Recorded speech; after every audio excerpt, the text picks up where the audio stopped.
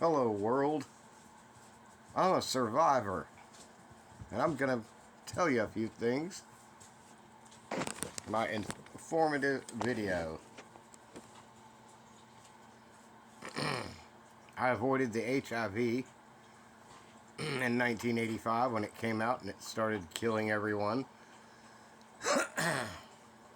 So let's backtrack to why I had to avoid it. Back in high school,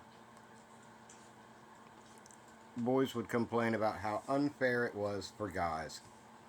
You'd have to get your education, become a doctor, become a lawyer, become a business owner, and then buy a woman that's 10 years younger than you, pay for the cleaning woman, the pool boy, the lawn maintenance crew, or the black man that worked in the front yard and the black woman that worked in the house and mopped, cleaned, and folded all the laundry.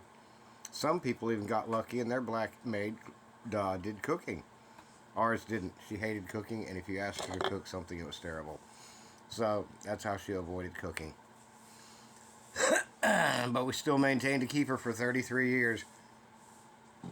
So when I discovered what a bum deal it was to date women and work your ass off, the sun was barely coming up and you're leaving going to work, and the sun is going down and you're driving home in the dark, while she sat home with the credit cards and went out shopping to buy a $6,000 dress that matched her new shoes she had bought.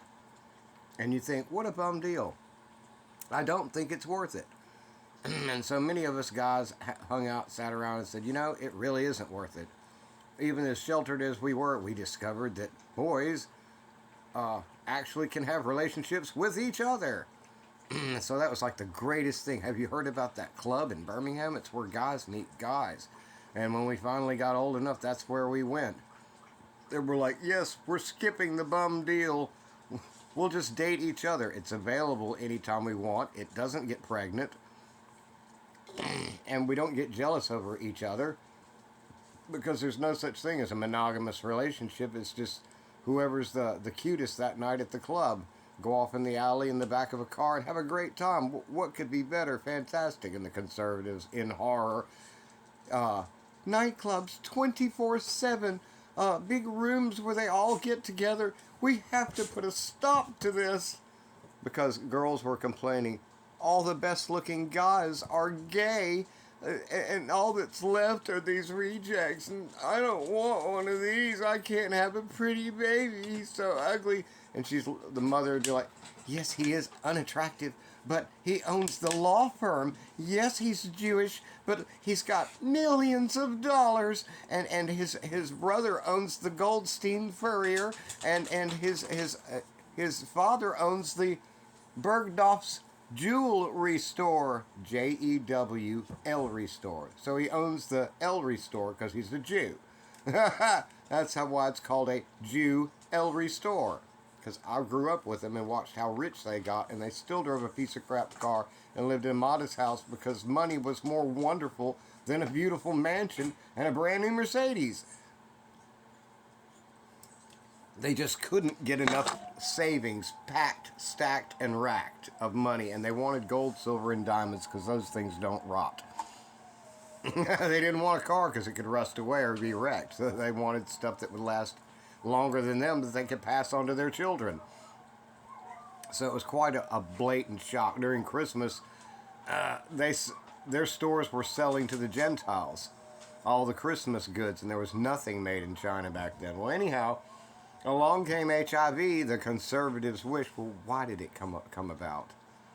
Because the Carter administration was told, this is folklore that we heard about in the past, that something had to be done about the exploding black population in Africa, that it was out of control.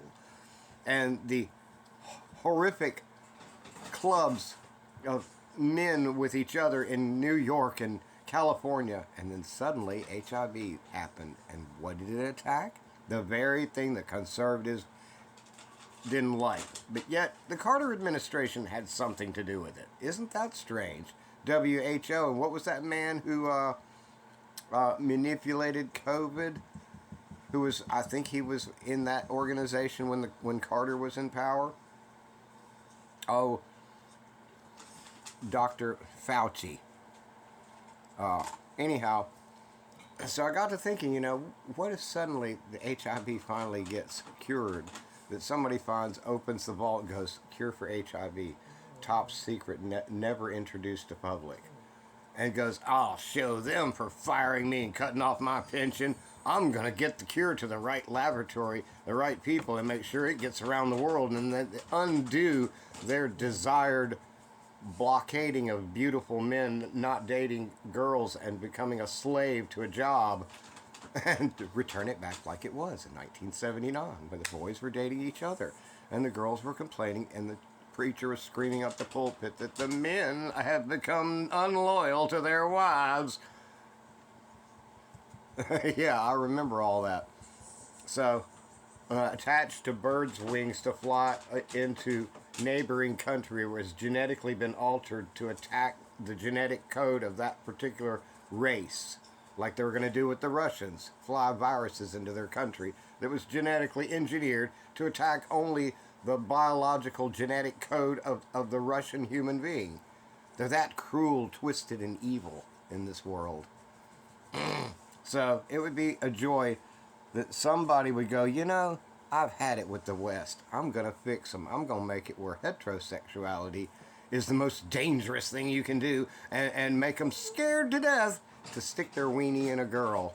That the boyfriend's butthole is safe like it used to be in 1979. It didn't get pregnant. So along comes the cure for HIV. The conservatives are ripping up papers, throwing things across the room, knocking holes in walls with their awards in their office, going, they cured the damn shit. Oh no, Jerry Falwell is spinning in his grave. And a trophy knocks a hole in their office wall that the taxpayers paid for because they're an elected official. Anyhow, then a few months later, something that's been, what do they call it? Manipulated. They had a word for it. Fauci talking about it, where they sit there and play with the virus and play with it and genetically code it to kill their enemies, and find a vehicle of introduction like a bird. Tweet, tweet, attach it to its leg and then fly it over the border. The twisted, evil stuff that no godly man would want to do to the population. And along comes this virus that's genetically altered to 80% of the genetic code of the XX chromosome in the air, where every female catches it, and only certain ones that have more Y chromosome are not carriers, that their body rejects it, but everyone else does. And all of a sudden these men are having this unique STD that they can't cure. His weenie has got some flesh-eating virus, and it's rotting off. And then it gets around, don't stick it in a girl, it could rot off. You got to wear a condom and have this extra plastic pants on, so no fluid touches you whatsoever. It could rot off. Guys would just say, screw it. I'm not even going to approach it or even attempt to stick it in there. They can genetically make babies in laboratories and do artificial insemination where men no longer have intercourse with females at all. And then, boom, because the HIV got cured, all these gay clubs pop up everywhere, and all the men are loving each other, going, this is the only way you can do it and have some good sloppy sex, drinking alcohol, is because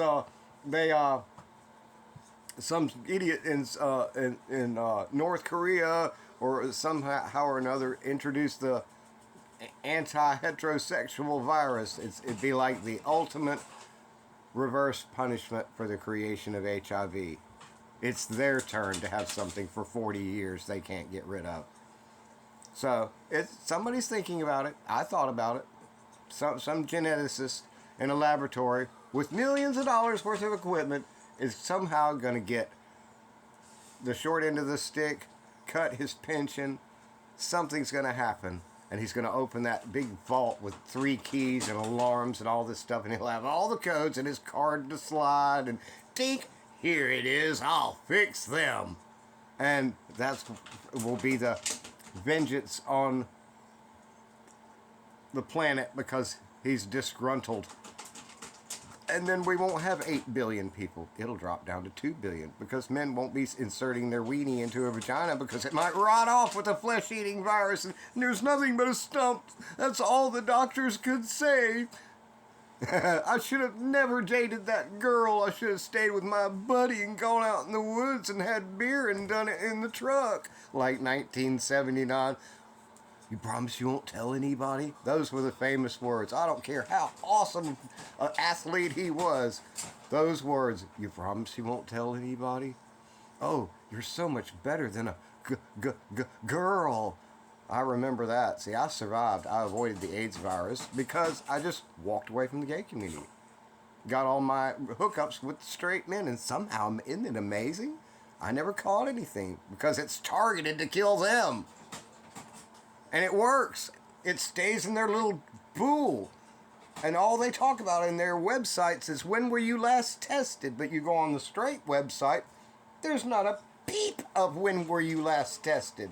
They knew how to engineer that stuff so it was socially, biologically stay in that group and continue killing.